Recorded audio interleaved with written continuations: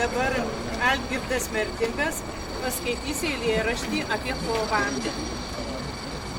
Jau pats laikas, jau kovas, dienos ilgėja, monotoniškai nebepuola, sustingusiom plaštakam sniegas, dangus jau pakilo nuo žemės ir mėlynas oras jau virpa. Paskutinės žiemos liekanos, sunkus, debesis, virsta. Sniegas ištirpsta iš pėdų ir žemė visa kaip sulopyta. Kažkas nematomas praėjo, šiltą kovo mėnesio popietę. Atbundančio medžio šakos, įdrumzino vandenį lenkės, vandensrodos šaltos, virpa kaip įtemptas lankas.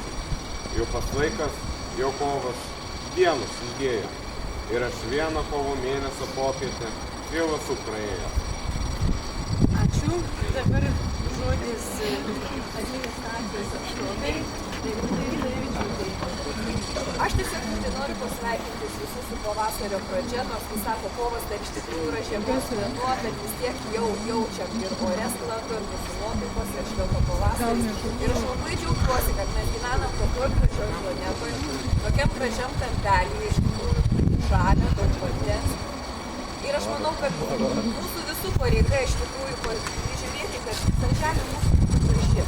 Ir jeigu kiekvienas nuo savęs pradėsi pakelti tinklą, jos nemesti, nepirksi plastikinio, neimsi plastikinio maišelio, jau mes kažkaip tai prisidėsim prie to, kad rinkoji būtų žalesnė, gražesnė ir galėtume ją saugiai gyventi.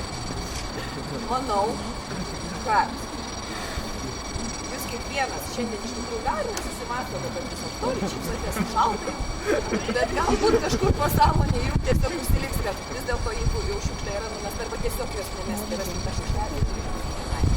Sveikinu visus su šia gražia diena, iš anksto, dar jinai neatėjo, bet iš vakarės jums jau visus labai sveikinu.